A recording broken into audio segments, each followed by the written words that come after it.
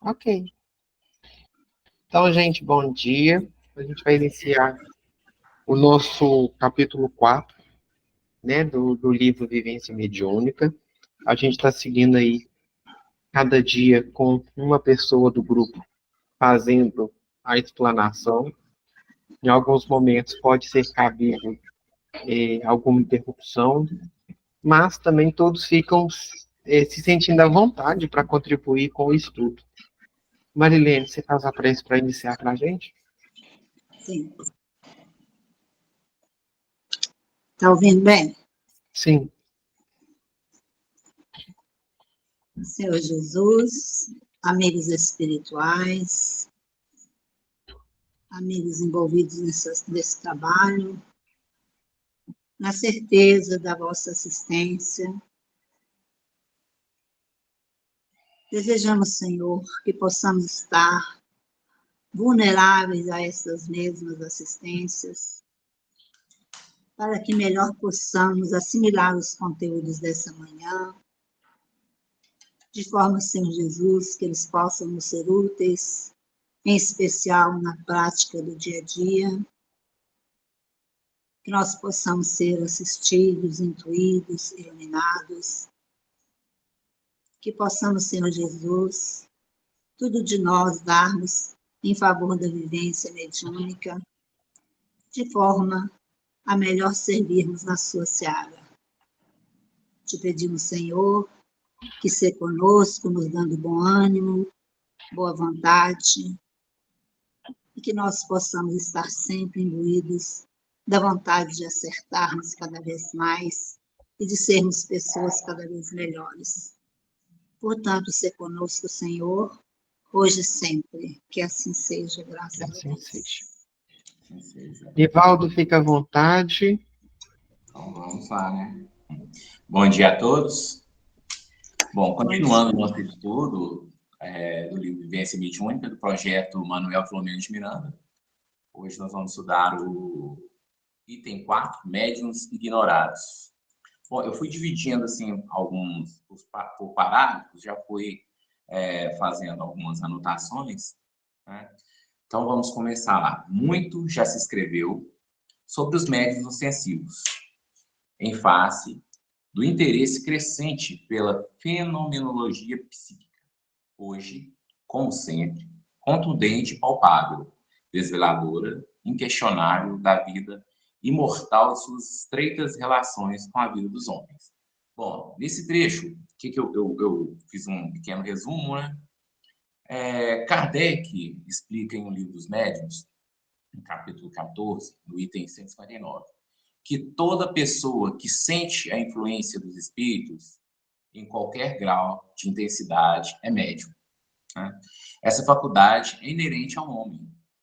Por isso mesmo, não constitui um privilégio. Então, achar que mediunidade é um privilégio, as pessoas estão, assim, vamos falar, equivocadas, né? Não é um privilégio, porque isso não é um espetáculo, né? Ser médium é um trabalho, Deus é muito bom, né? Dar essa oportunidade para a gente ser médium, né? Aqueles que têm mais ostensivo, outros não, né?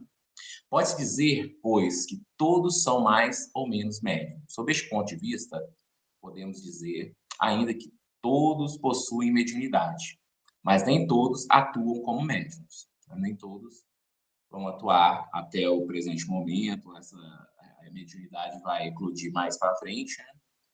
Então, até o momento, então, nem todos que possuem mediunidade, nem todos vão atuar como os médiums.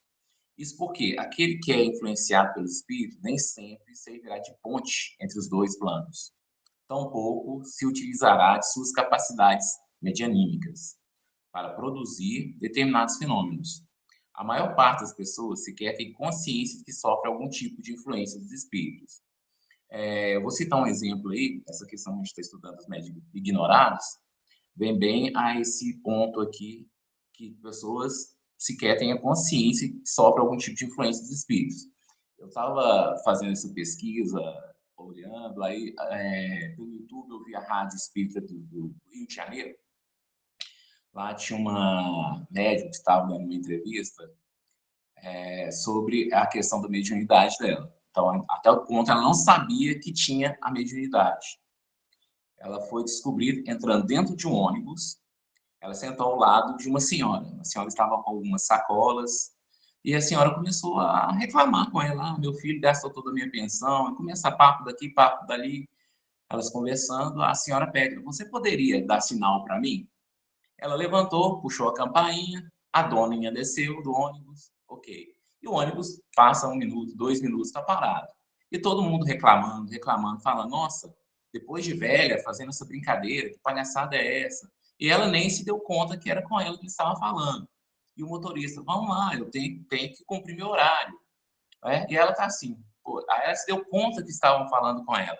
Aí ela foi e falou: motorista, eu dei sinal para a senhora que acabou de descer aí pela porta. Aí eu: não, que palhaçada é essa, brincando de novo?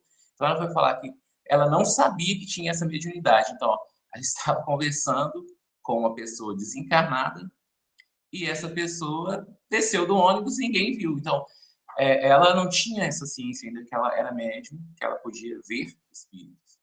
Ela já era espírita, conhecia um pouco do espiritismo, mas não tinha essa mediunidade excluída ainda, né? Então, aí ela foi descobrir essa mediunidade, passando por esses momentos, né? Então, tem N casos, assim, dessa questão da mediunidade que ainda não tinha sido aflorada, ela aflora, assim, e traz até a certa percepção da pessoa, né? É tratada como louca, como doida, igual o pessoal ficou aí no ônibus questionando ela, porque ela fez algo lá que parecia uma brincadeira de criança, mas não era.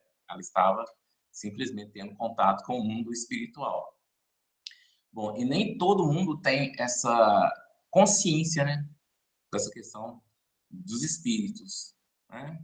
Então, é um exemplo de mediunidade ignorada, assim, na minha pesquisa referente a essa questão da mediunidade, que ainda não se aflorou. Bom, e os médiuns de pouco ou nenhuma expressão, do ponto de vista fenomênico, aqueles cuja atuação mediúnica se entrelaça de modo quase imperceptível com atos comuns da vida. Como ajudá-los a reconhecer seus dons e fazê-los produzir para o bem da humanidade? Alguém quer fazer um comentário sobre isso? De como ajudar a reconhecer os dons e fazer produzir os bens da humanidade? Bom, vamos lá. Bom, gente, primeiramente, a gente, para estar estudando, entendendo as questões da mediunidade, tem que buscar o conhecimento. Então, é um aspecto muito importante do desenvolvimento mediúnico, esse aperfeiçoamento dessa expressão dos dons mediúnicos, é contar com estudos sérios, né? Buscar uma casa que faça esses estudos, pessoas com experiência que levem a sério esse estudo. É uma forma de estar ajudando as pessoas que têm a mediunidade, que está descobrindo isso agora, que ela está aflorando. É uma forma de estar ajudando. Tem uma questão também que auxilia, é uma colocação que eu vi, acho que muito interessante, a meditação. Meditação é um caminho maravilhoso, né? Ele ajuda a gente ter percepção das nossas energias. A meditação ajuda a gente ter a percepção das nossas energias, ajuda a gente a equilibrar nosso lado emocional, mental, né? E outra coisa que a gente também pode estar conversando, para quem está entrando nesses estudos da mediunidade, buscando realmente se é um médium, como que eu falo, se é médium, todos nós somos, né? Descobrir a sua mediunidade, né? A questão da ingestão de comidas, produtos tóxicos, né? É uma coisa também que favorece muito a não ingestão, evitar, né? Adotar também uma alimentação saudável e principalmente buscar o estudo, estudar, né? Instruir-vos, né? Sempre falar, instruir-vos. Então, é muito interessante para a gente dar o início para o começo para buscar a questão da mediunidade. Voltando aqui, a primeira consideração importante a fazer diz respeito ao aspecto quantitativo. pois se trata de quase toda a humanidade. É uma massa crítica formidável de encarnados que precisa ser movimentada, tocada, de modo a canalizar essas energias mediúnicas em um direcionamento positivo, capaz de tirá-los desse aturdimento hipnótico, que os tem anestesiados vigorosamente, conservando-os indiferentes aos apelos de crescimento e de renovação íntima. Bom, gente, né, nesse parágrafo, eu fiz uma anotação da seguinte forma. O trabalho mediúnico é a tarefa séria, que se requer mais que a amorosidade. Existe também a prática do estudo constante. A gente estava falando anteriormente no parágrafo ali, como que poderíamos estar auxiliando os médiuns que estão incluindo agora a sua mediunidade. Então, essa questão do estudo. Autovigilância, dedicação rotineira, sob risco de erros e quedas graves, né? Mesmo a gente estudando, vamos falar, o médium, todos nós estudando, buscando o conhecimento, a gente ainda corre o risco de erros e quedas graves, né? Se eu não me engano, tem um capítulo no livro Os Mensageiros, médiuns caídos. É caídos mesmo, né? Acho que é isso mesmo. Então, aí são médiuns que, do outro plano, já tem essa questão da mediunidade, foi atribuída a ele voltar aqui, usar essa mediunidade para o bem, acabam desviando do caminho, né? Então, como Jesus diz, dai de graça, recebei de graça, né? Então, eles acabam desviando do caminho. Marilene, pode falar. Eu queria perguntar, antes que passasse muito do momento, que eu pus a mãozinha antes, mas não foi visto, eu queria perguntar para o Murilo se essa questão do parágrafo anterior, com relação a como ajudar a reconhecer esses dons ignorados, queria saber, eu estou precisando saber mesmo, não estou querendo opinar, não. Eu queria saber se essa percepção não tem alguma relação com a intuição ou com a inspiração, porque a gente, naturalmente, você é intuído assim, você de uma hora para outra passa a pensar uma coisa que você não estava pensando, e então, tem algo a ver com isso? Eu queria saber do Murilo. O que você acha, Nivaldo? Intuição? Mas aqui, eu vejo que, eu lembro que um palestrante, ele não tem mediunidade nenhuma, fala que ele tem mediunidade, mas ele auxilia no estudo das reuniões mediúnicas, para as pessoas descobrirem a sua mediunidade. Então, eu acho que a questão da mediunidade, cada um tem como a percepção de saber a sua mediunidade. Uhum. Penso, né? Ela, com o passar do tempo, ela vai tendo essa sensibilidade. Eu acho que o interessante desse segundo parágrafo é que ele coloca a pergunta com como. Por quê? A gente passa por uma educação espiritual a partir do momento em que a gente tem uma fé e a partir dela a gente se molda. A partir de uma reforma íntima, a partir de uma reforma moral e principalmente também de um conhecimento. Então a gente estar em sintonia com a fé e com o sagrado, diferente de religião, é sempre uma proposta de reconstrução do nosso eu, a partir de um paradigma que essa religião coloca como alavanca moral, no nosso caso, o próprio Cristo. Quando a gente pergunta, então, aqueles que não são médiuns ostensivos não podem ser médiuns ignorados, ou não deveriam ser, porque o ignorado é aquele que não é reconhecido. Mas Kardec já coloca para a gente que todos nós somos médiuns. O ignorado é aquele que pode ter uma inspiração do seu anjo guardião, por exemplo, mas não sabe que aquilo é uma inspiração. Como que a gente vai contribuir para que aquele que se julga não possuidor da mediunidade encontre os sinais desses emissários de luz que contribuem na nossa vida? Olha, eu falo que sem o estudo eu não vejo possibilidade. Então, a gente tem o estudo, a gente tem os próprios tratamentos espirituais, a gente tem as tarefas nas casas espíritas, a gente tem o evangelho no lar. Quantas vezes a gente está no evangelho no lar, enquanto a gente está ali refletindo acerca de alguma passagem, a gente fala, gente, isso aqui não é meu, eu não pensaria assim, o que é isso?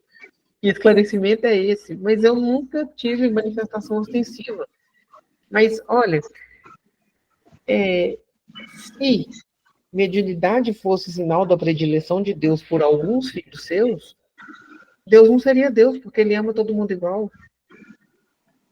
Então, o grau dessa mediunidade, sim, vai nos diferir quanto à evolução moral galgada por nós, conquistadas por nós. Mas Deus não deixou de ser Deus porque eu não acredito nele, ele não deixou de me amar porque eu sou rebelde. Então, de qualquer forma, essa percepção do mundo extracorpóreo, do mundo espiritual, ela acontece. A forma como eu lido com ela depende do mecanismo que eu vou me direcionar. Dentro da doutrina espírita, os mecanismos, primordialmente falando assim, né, os básicos, são esses que a gente fala. Respondi, Marilene? Sim, obrigada. Ô Murilo, tanto é que na questão 226, né, a primeira fala assim, desenvolvimento da mediunidade guarda relação com o desenvolvimento moral dos médiuns. Aí os espíritos respondem, não. A faculdade propriamente dita se radica no organismo, independente do moral. O mesmo, porém, não se dá com seu uso, que pode ser bom ou mal, conforme as qualidades do médium. Sim. Então, vai muito aí do que você falou aí. Eu já vi religiosos hipócritas e já vi ateus extremamente virtuosos. Sim. E eu começo falando por mim, não falando do outro. Então, a gente precisa entrar nessa dinâmica de entender uma fé que não seja estática, paralisada, não questionável. Para passar a ter uma fé que questiona, que nos impele ao progresso, que nos faz movimentar. Ontem eu estava pensando uma coisa, eu não, né? Eu estava meio revoltado com uma coisa ontem, e uma situação que estava me amolando muito. E aí um espírito mentor apareceu, e aí eu falei com ela assim, eu chamo ela de vó, falei, vó, eu estou revoltado com isso. Ela falou, mentira, você está acostumado com a reclamação. Porque aquilo que te incomoda te faz mudar. E você não fez nada, só reclamou. Você não mudou. E aí eu penso nisso em relação aos médiuns ignorados. Quantas vezes aquele que é ignorado está passando por algum processo de desconforto, mas não consegue ter esse discernimento do que é um incômodo e o que não é. O que pode ser mudado e aquilo que não pode. Aquilo que é meu e aquilo que não é. Reclamação não leva a nada. Nivaldo, fica à vontade aí, vou ficar calado. Então vamos lá, continuando aqui. Nessa questão que nós estamos nesse parágrafo aí, as questões de canalizar as energias, então voltando lá, né? A caridade, ela é importantíssima na vida do médium. Caridade. O médium que não faz a caridade terá muita dificuldade com a sua mediunidade, pois quando fazemos a caridade, ela movimenta as 5 inteligências que temos, né? São a inteligência física, emocional, relacional, social, espiritual e energética. Bom, primeiro passo. Quando faço a caridade, quebra a bolha do egocentrismo. Todos nós temos esse egocentrismo, ele está ligado em nós, né? Aí, juntinho. Que é a preocupação excessiva conosco, né? Todo dia a gente acorda já preocupado, como que eu pagar minhas contas, hoje eu tenho que terminar meu mestrado, eu tenho que fazer isso, eu tenho que aquilo. Só coisas que a preocupação excessiva conosco, né? Então, quando eu faço a caridade, né? No caso, quando façamos a caridade, a gente se preocupa com o outro, né? A gente deixa de lado, a gente nos deixa de lado, né? Eu me deixo de lado, esvazio o meu pensamento negativo, que me aprisiona no meu egocentrismo, olha isso daí. Então, a gente, quando faz essa caridade, passa a preocupar com o outro, a gente vai deixando de lado os pensamentos negativos, tá lá, me aprisionando meu egocêntrico, né? Meu egocentrismo, né? Então, esses pensamentos negativos nos atrapalham muito e muito, né? No segundo passo, quando Ô, vou até o Nivaldo, outro... Oi, eu quero te incomodar. sim, vai lá. Mas caridade é deixar de ser eu? Como Não, é não que eu é me deixo de caridade, lado para ser não. caridoso? Não, quando eu faço a caridade, eu me preocupo com o outro. Eu deixo do lado aquele... Eu esvazio alguns pensamentos negativos. Estou falando de me deixar. Tirar alguns Então é pensamentos. alguns. Porque eu Alguns só sou pensamentos. caridoso se eu estou por inteiro naquele momento. Senão eu sou assistencialista. Sim, sim. Assistencialismo é poder público que tem obrigação, não é casa espírita, não. Sim, sim, É mas por a isso que a questão gente é levado. do... É porque a gente é muito. A gente só. Assim, é porque a gente tem muito uma ideia de que a caridade é um esvaziamento de nós mesmos, de tal forma que a gente perde nossa personalidade. E o outro vira o foco da nossa ação. E não é. Porque a caridade é uma escola para mim. Quem precisa sou eu. Sim. Então, se Aí eu eu vou não. chegar lá. Agora, uma coisa que você falou, assim, que fica na minha cabeça, né? Agora, se a gente for para a caridade sem esse esvaziamento do inútil, a gente nunca consegue estar lá por inteiro. Sim, não consegue. Mas eu falo que essa questão de esvaziar os pensamentos negativos, pelo menos naquele instante, você... Não é que você vai ser assistencialista, você está buscando, mas no terceiro passo aqui, quando eu vou explicar aqui, que a pessoa assistida e ajudada pela equipe espiritual, que é acionada para ajudar essa pessoa, também está nos ajudando, entendeu? Então, eu coloco aqui, ó, a pessoa assistida e ajudada pela equipe espiritual, que é acionada nos médiuns, que somos instrumentos dessa equipe. As nossas energias densas, nesse caso, olha, são dissipadas nesse trabalho, onde também somos ajudados e equilibrados. Porque a gente sabe que não estamos equilibrados 100%, né? Nós não estamos aí 100%, se tivéssemos 100%, seríamos todos anjos, né? Faríamos lá próximo a Deus, né? Então, a questão da caridade é uma filosofia nas nossas vidas, né? É um trabalho de melhoramento espiritual. Então, é um trabalho para nos melhorar. E não é uma questão de caridade. Essa caridade está sendo feita aqui para a gente mesmo, para o nosso melhoramento. Aí, quando passamos a ajudar o outro, também, nesse momento, a gente está só ajudando ele, né? Então, a gente está ajudando nós mesmos. E aí quebra um pouquinho do orgulho, da nossa vaidade. É igual a campanha do quilo. A gente vai lá, a gente deixa o nosso orgulho de lado. Sair pedindo algo para o outro, também levando também o evangelho. Né? Levando a luz do evangelho. Vamos lá, Murilo, ver se eu melhorei um pouquinho aí minha colocação. Não, tá ótimo. Hoje eu tô na questão do questionar todo mundo. Ah, Marilene, isso você tá aí. com a mão levantada? Oi? Sim, Você tá com a mãozinha levantada aí?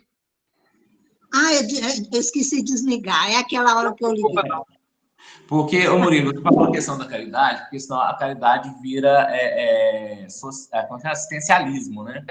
Mas nessa questão aqui da caridade, tirando essas coisas, eu estou olhando pelo lado mais espiritual, né? Buscando o equilíbrio emocional e nossa parte espiritual também. Porque nós vamos melhorar espiritualmente, né? Com Sim, essa é esse questão. caráter educativo, né, que a caridade propõe. Isso. Bom, continuando aqui, vamos lá, nesse parágrafo agora. Em O Livro dos Espíritos, questão 495, São Luís de Santo Agostinho esclarece-nos que o campo de sintonia ideal dessa mediunidade nossa de cada dia, o nosso pão espiritual, é o contato com os nossos anjos guardiões.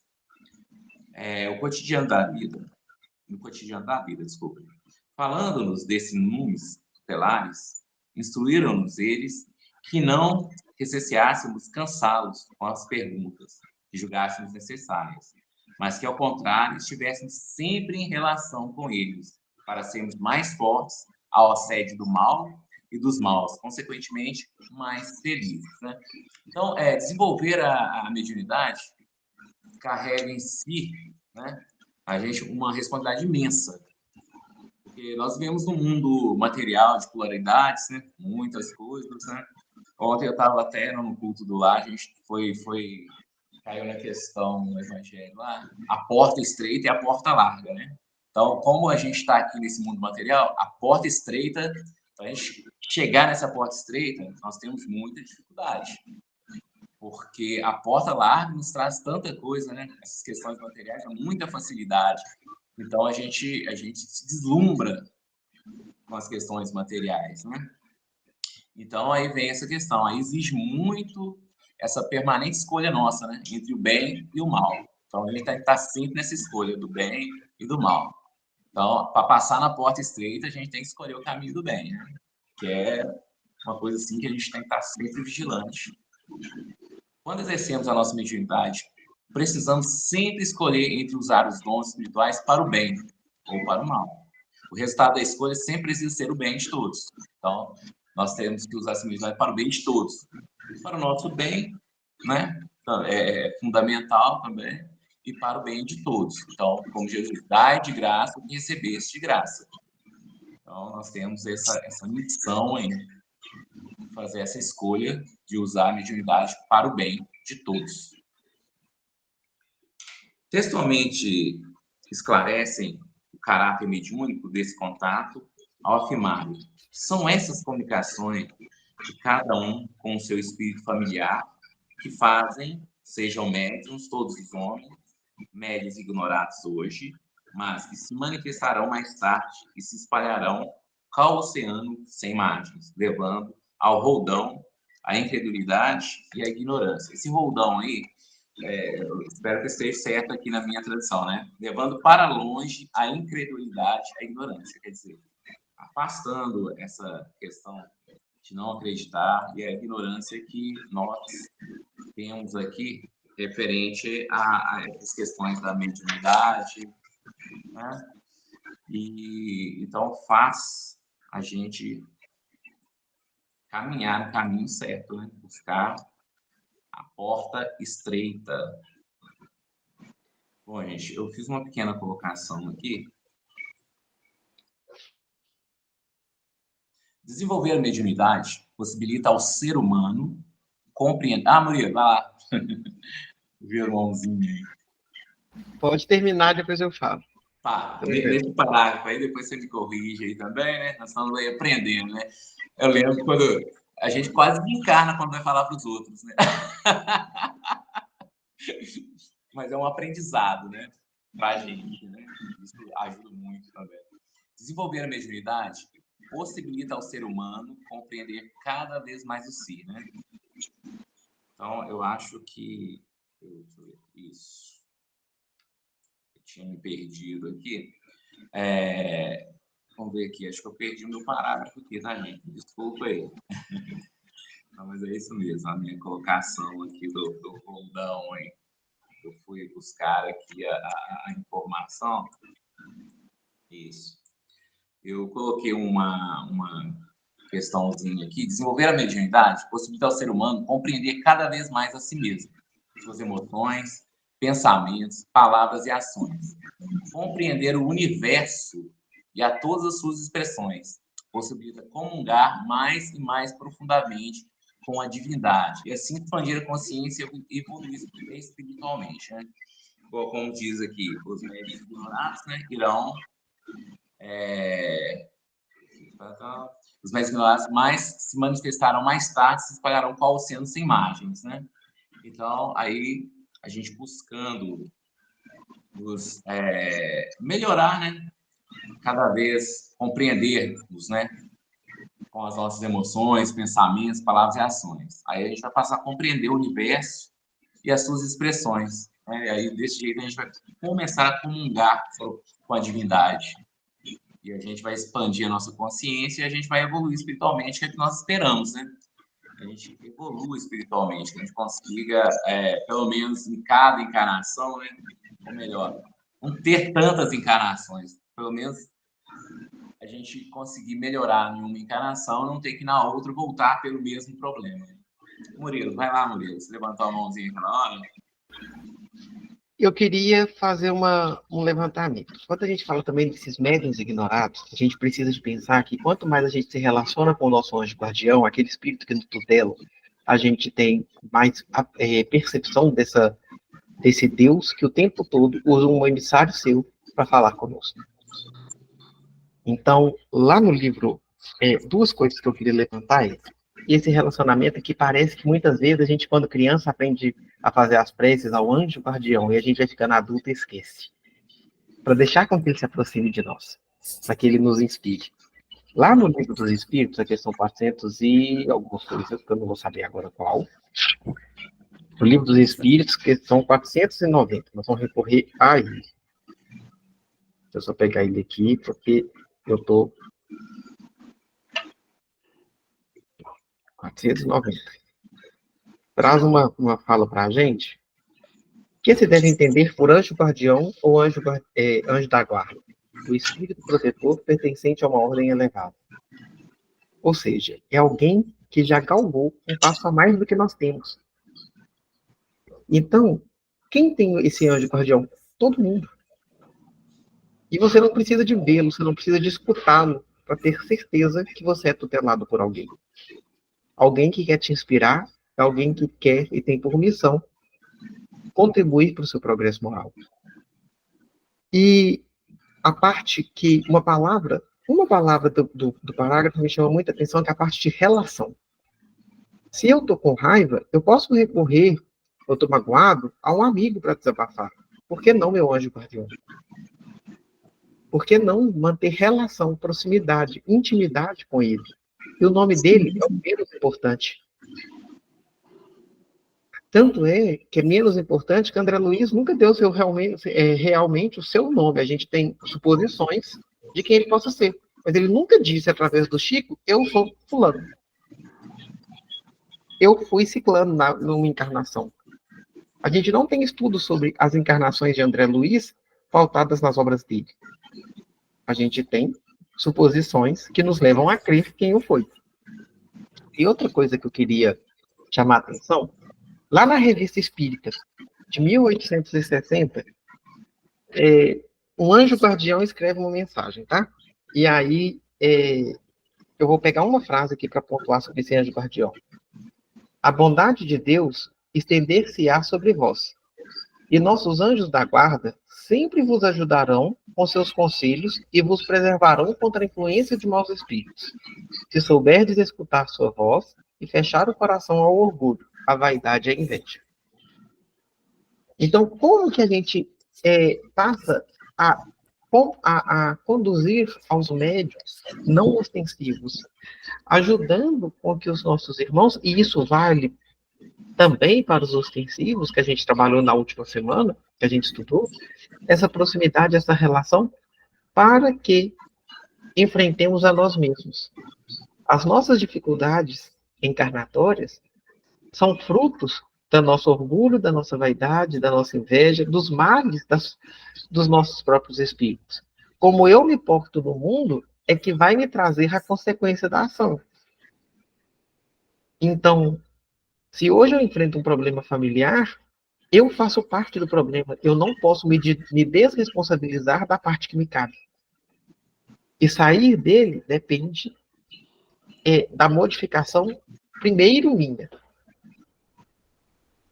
O anjo guardião, ele nos ajuda a entender a parcela de responsabilidade que a gente tem em qualquer processo que a gente está. E aí, vira uma reflexão, diante das nossas vidas, diante dos nossos problemas, qual que é a responsabilidade que a gente tem e que a gente gosta de imputar para o outro?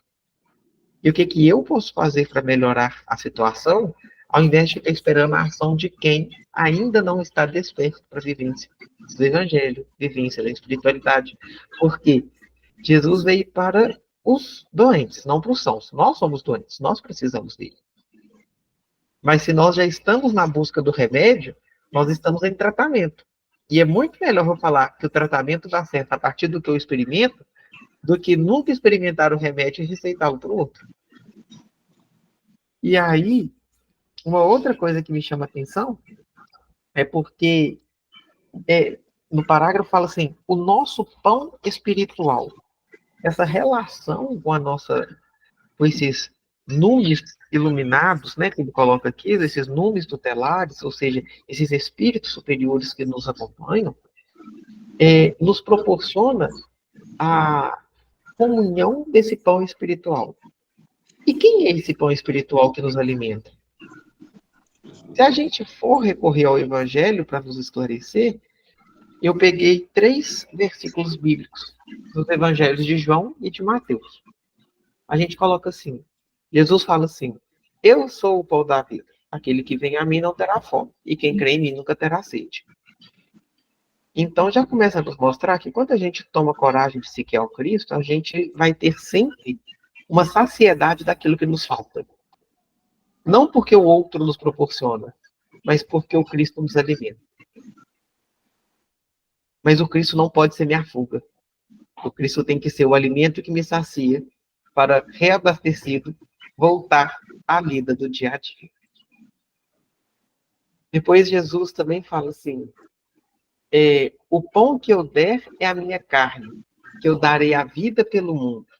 E a gente vê essa missão do Cristo de não ser um espírito que vem ao mundo para poucos. Ele vem alimentar para nos dar vida. Mas qual vida?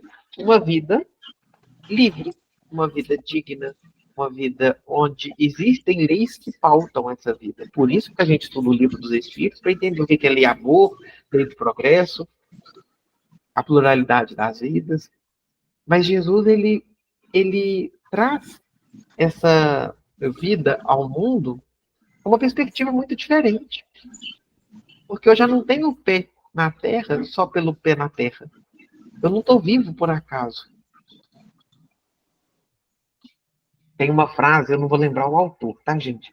Que fala que acaso é o pseudônimo de Deus quando ele não quer assinar sua obra. Então, a gente não está aqui nessa vida do mundo sendo saciado à toa. A gente está como na mão de Deus em que tudo dirige. Mas eu posso querer sair da mão de Deus. Ele não vai deixar de estendê-la, mas ele respeita o meu não querer. Porque Deus, ele não se confronta, ele não se desmente. Ele é onipresente, ele está em todo lugar, ele está a meu dispor como está de qualquer um. Eu não sou mais e nem menos. E depois ele coloca assim, Jesus também fala, nem só de pão viverá o homem, mas de toda palavra que sai da boca de Deus. Ou seja, o conhecimento da vida espiritual, muitas vezes, vai ser o alimento que nos sustenta. Por isso, eu gosto de dizer que Kardec nunca refutou, por exemplo, a Bíblia. Quando a gente pega o Evangelho segundo o Espiritismo, nós temos esclarecimentos, explicações acerca daquilo que Jesus fala. E a nós espíritas, muitas vezes nos falta recorrer à fonte primeira, pegar o Evangelho e ver o que o Cristo quer para mim. O que ele me orienta? Como que o Espiritismo traz luz para essa mensagem do Cristo, de forma a me trazer essa relação com o mundo espiritual, de forma que, mesmo sem senti-lo, entendo que estou sob a influência dele. E aí a gente deixa de ter medo de ignorado. E a gente estabelece um vínculo de fraternidade entre nós. É isso aí que eu queria trazer. Esse parágrafo. Então, vamos lá. Continuando. Mais um parágrafo. Dizem os amigos espirituais que esses médiuns comuns, que constituem a imensa multidão dos homens da Terra, manifestarão um dia mais tarde. Manifestar-se-ão mais tarde, porque até então essa luz, que é a mediunidade neles, permanece apagada, adormecida, dando margem ao processo obsessivo, através do qual os espíritos imperfeitos retardam a marcha do progresso. Bom, nesse parágrafo aí, essa questão que a luz, que a mediunidade permanece apagada nesses médiuns, os médiuns, né?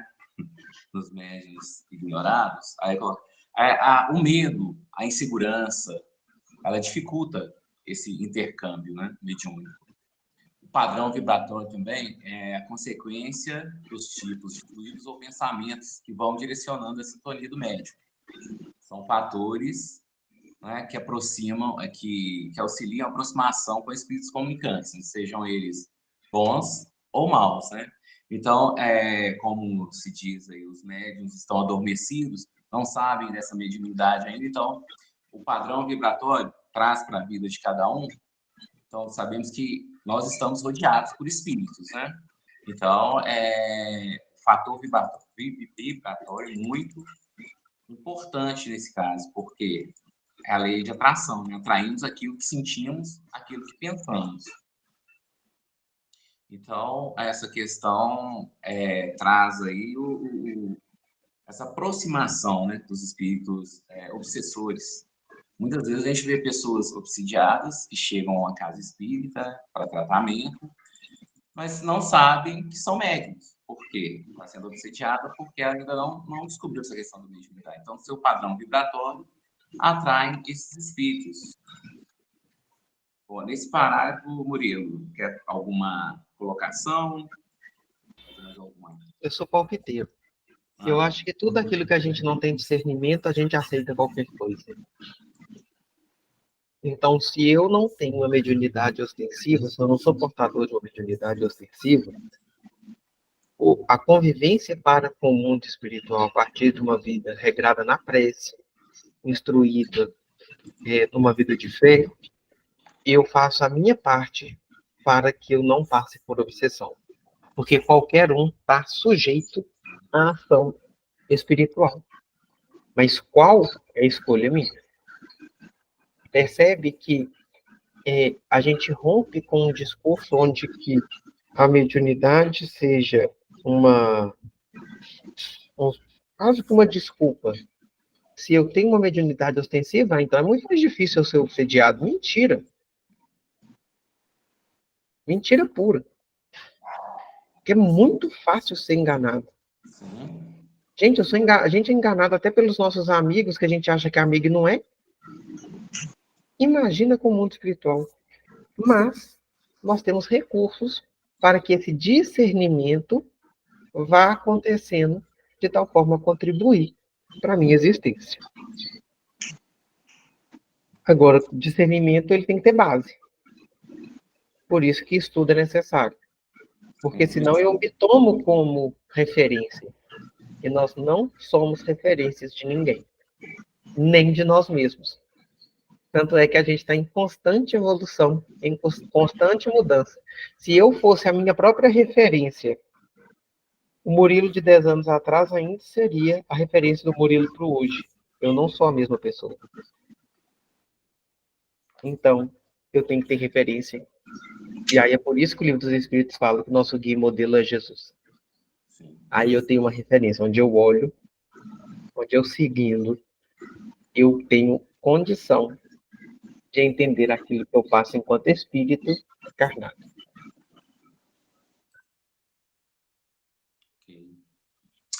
Continuando aqui, precisamos fazer chegar aos ouvidos de toda a gente que ninguém está só, que existe um coração amigo velando por nós, o anjo bom, que por amor e graça ao amor de Deus, protege-nos e nos instrui. No dizer de Santo Agostinho São Luís, nem os cárceres, nem os hospitais, nem os lugares de devassidão, nem na solidão, estamos separados desses amigos, a quem não podemos ver, mas cujo brando influxo nossa alma sente, ao mesmo tempo que ouve os seus ponderados conselhos. Bom, esses amigos pessoais, eles estão sempre do nosso lado, né? Então, tem alguns momentos, assim, eles se afastam, mas não nos abandonam. Tá lá próximo da gente, tá? Eles vão se afastar da gente devido às nossas coisas erradas que a gente faz, devido ao nosso livre-arbítrio, né? A gente tem esse livre-arbítrio. E às vezes não ouvimos seus conselhos, né? Suas intuições. Nós simplesmente descartamos, né? Mas aí, quando a gente retorna a nós mesmos, a si, a gente vê que a gente fez uma bela coisa errada, né? Aí erramos, aceitamos que erramos, mudamos a nossa vibração, aí ele que já estava próximo, então ele sentiu que pode se aproximar de novo e nos intuir e nos acertar, né? Ajudar a acertar esse caminho nosso, né? Ele está lá, sempre do nosso lado. Ele nunca vai nos deixar só. Então temos que mudar nossos pensamentos vibratórios para o bem Aí está lá sempre coladinho ao nosso lado. Então, essa questão que a gente nunca está só, né? Sempre estamos rodeados, né? De espíritos, né? Bons ou maus, mas o nosso anjo guardião está aí sempre do nosso lado, sempre. Então, é igual o Murilo falou aí, né? A gente está com algum problema, vai lá procurar um amigo, né? Então, vamos, fecha o olho, concentra no seu anjo guardião, busca o contato com ele, melhora a sua vibração, né?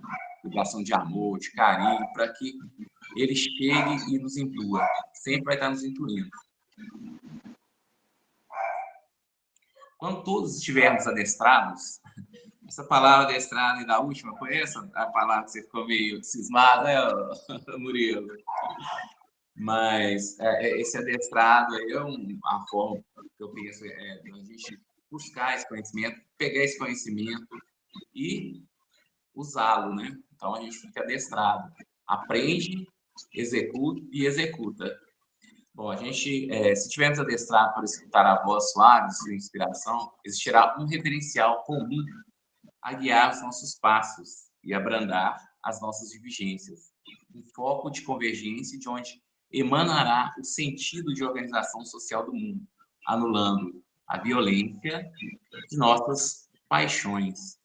Bom, quando deixamos as nossas más inclinações de lado, a gente colocando em prática o que aprendemos para o bem, aí é aquilo que eu falei, a gente deixa o egoísmo de lado, nosso egocentrismo, nossas vaidades, aí a gente passa a escutar a voz suave das vibrações do nosso mentor e anjo guardião. Então, quando a gente está com a energia vibratória boa, sempre a gente tem que estar buscando essa energia, essa vibração.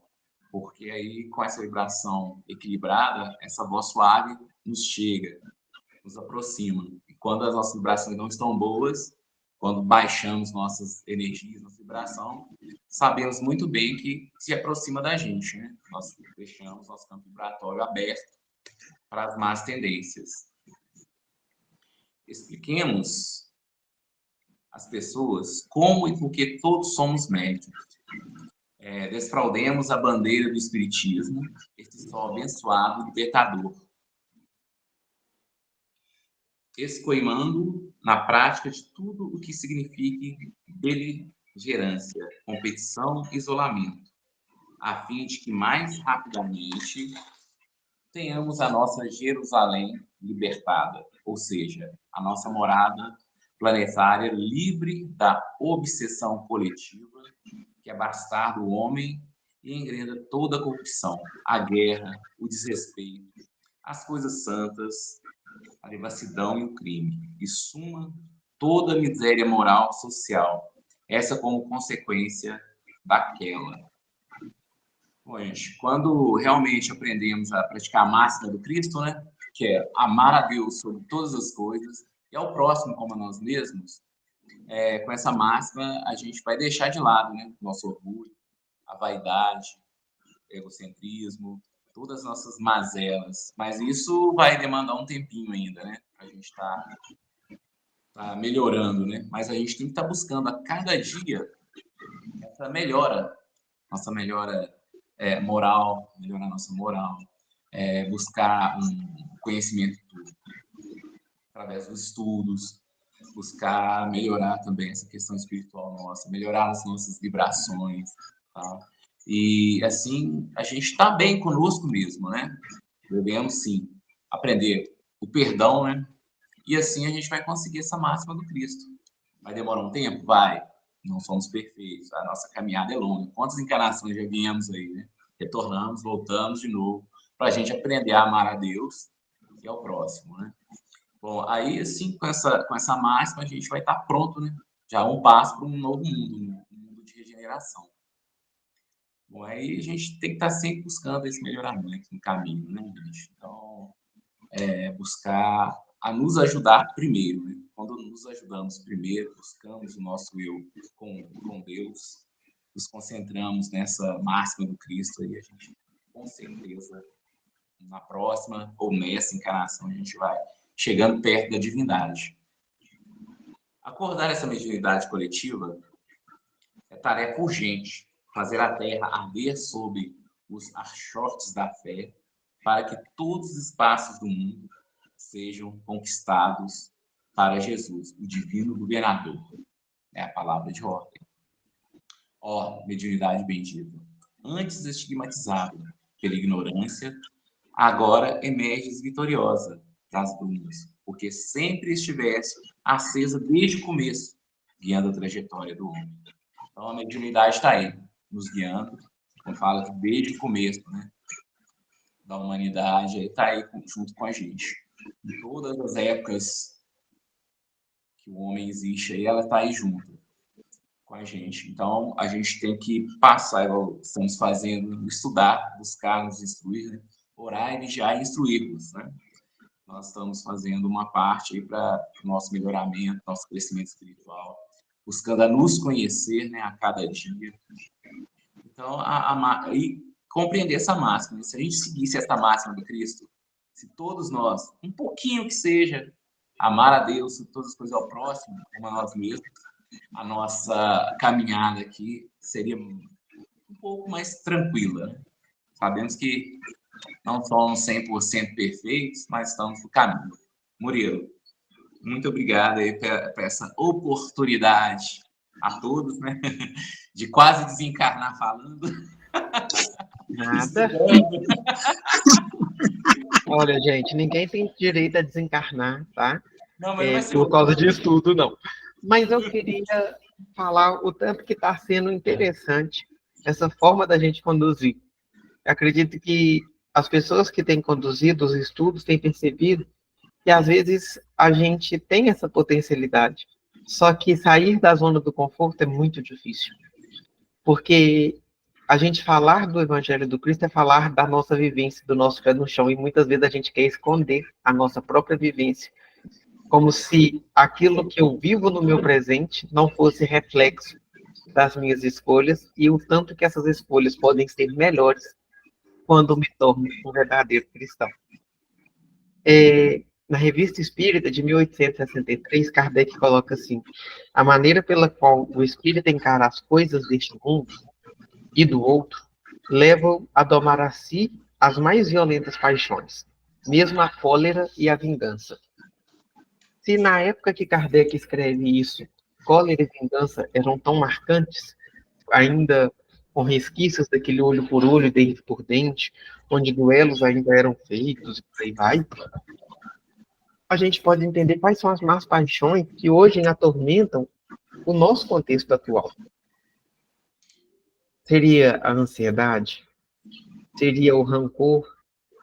Seria a indisciplina? O medo da mudança? O não reconhecimento no outro daquilo que ele é pelo que ele é e não por aquilo que eu espero que ele seja? É um mundo de imediatismo e esquecendo que o nosso tempo não é o tempo do outro e o tempo de Deus, que é perfeito e difere do de nós dois. São outras más paixões que a gente tem que tomar. Às vezes já saímos da vingança, já demos um passo, mas ainda tem tantas. E aí eu vou mandar para vocês lá no grupo, tem um artigo do Centro Espírita Paulo de Tarso, que fala sobre a mediunidade ao longo da história. Ele é pequenininho, acho que ele tem 2 ou 3 páginas só.